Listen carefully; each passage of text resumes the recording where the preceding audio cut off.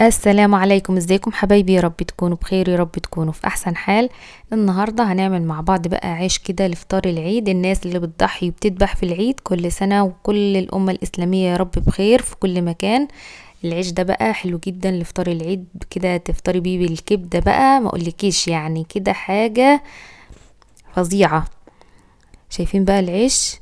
وكمان هنعمله في فرن البوتاجاز، ومقاديرنا سهلة وبسيطة جدا جدا.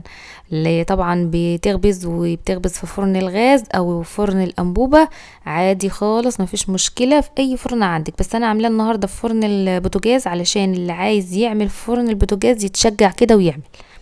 بصوا بقى، اول حاجة كده نقول بسم الله. سموا الله كده معايا. اول حاجة 2 كيلو من الدقيق، اي دقيق عندك متعدد الاستخدامات، تمام. بعد كده انا جبت معلقة كبيرة مليانة من الخميرة البيرة، لو ما عندكش خميرة بيرة يبقى كيسين 2 او معلقتين 2 مليانين، معلقتين كبار مليانين من الخميرة الفورية او الخميرة اللي هي في الاكياس. هندوبهم في ربع كوباية من المية العادية ومعلقة سكر عشان نتأكد ان الخميرة بتاعتنا نشطة. شايفين بقى؟ هي اول ما تبقى كده عاملة كده فوم ورغاوي كده على الوش، يبقى الخميرة بتاعتك كويسة ونشطة، تمام. يبقى نستعملها واحنا مطمنين. انا يا بنات استخدمت 2 كيلو من الدقيق. هقول لكم بقى، كيلو واحد بس من الدقيق هياخد 3 كوبايات من المج العادي خالص بتاع الشاي اللي في كل بيت من السوائل، تمام. هنحط كده كوبايتين ونص من السوائل، وبعد كده النص التاني هنحط كده معلقتين بمعلقتين من السوائل او شوية بشوية لحد ما نلاقي القوام المناسب بتاعنا اللي احنا عايزينه. يعني بيختلف على حسب نوع الدقيق، ممكن ياخد ال3 كوبايات كلهم، وممكن ياخد 3 كوبايات الا معلقتين، او 3 كوبايات ومعلقتين من السوائل على حسب نوع الدقيق. احنا عايزين عجينة طرية بس ما تكونش بتلزق، نستخدم معاه لبن رايب او زبادي او لبن مع المية علشان يطري معانا العجينة، تمام. انا هنا بعد ما لميت كده كل دقيق بتاعي بالسوائل، لميته بس كده يا دوبك. بعد كده هجيب بقى كوباية من السمنة على زيت، كوباية لل2 كيلو. طب لو انت هتستخدمي كيلو واحد بس يبقى نص كوباية، تحطيها بقى النص كوباية دي سمنة، تحطيها زيت، تحطي سمنة على زيت براحتك خالص، تمام. وانا هسيب لكم برضو مقادير الكيلو في اول تعليق مثبت ان شاء الله بعد الفيديو ما ينزل ان شاء الله.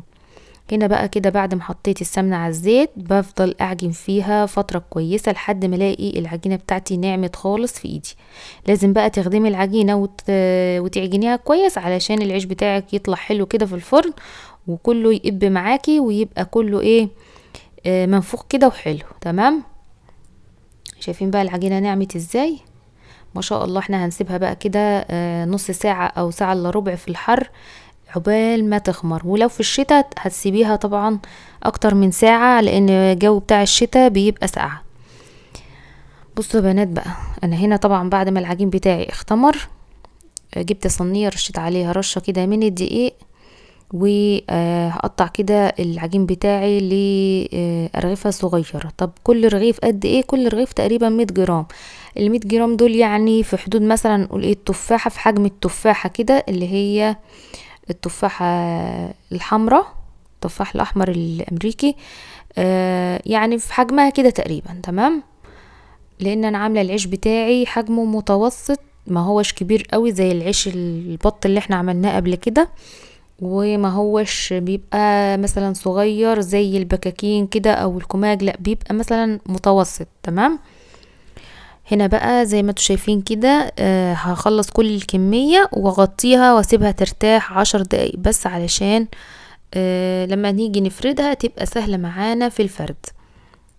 طبعا تسخني الفرن بتاعك كويس جدا، وتقعدي بقى كده او على الرخامة لو ما عندكيش مثلا طبلية بتعملي عليها، وتفردي العجين بتاعك وتعمليه بقى بنشابة مردنة، اي حاجة عندك انت بتستعمليها للمخبوزات بتاعتك، تمام. هنا هنغطي العجين بتاعنا، ولازم تغطي العجين في كل مرحلة علشان وشه ما ينشفش منك يا بنات، تمام. هنا بقى كده رشة من الدقيق، انا سبته طبعا 10 دقايق ارتاح، وهبدأ من اول واحدة انا قطعتها كده لكرات، اجيبها كده وابدأ بيها عشان طبعا اول واحدة انت بتعمليها بتكون هي اكتر حاجة ارتاحت، يعني خدت وقت في الراحة. هنفرده كده يعني زي ما انتوا شايفين الطريقة يعني سهلة جدا. ده طبعا احنا بنسميه سريع، او مش عارفة بقى في البلاد التانية بيسموه ايه. بنفرد بيه العجين زي ما انتوا شايفين.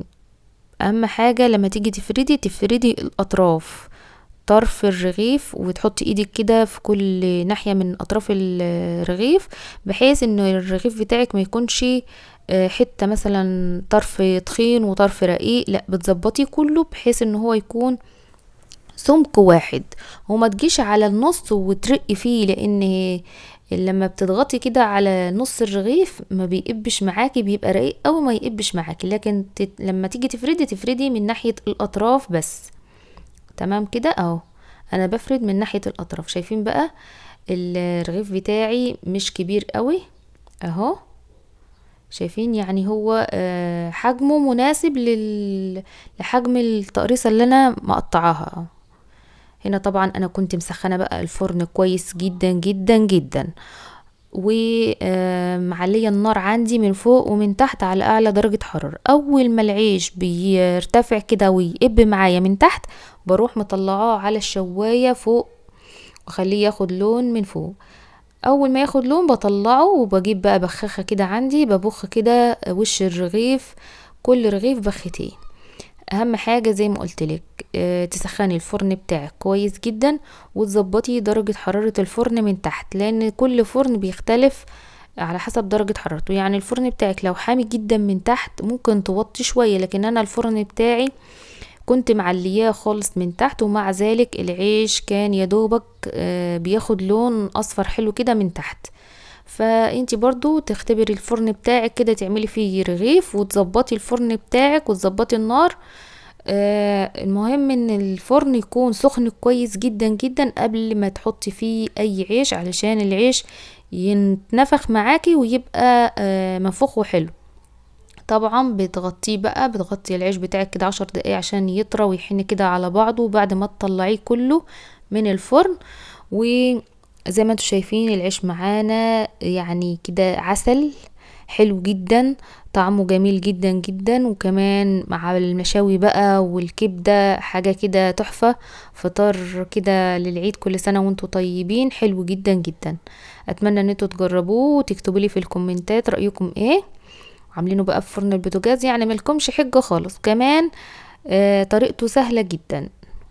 شايفين ما شاء الله حلو جدا كله كده. شايفين بقى كمان ممكن تعملي كمية وتشيلي منها في الفريزر، تطلعي منه قبل الاكل ب10 دقايق عسل.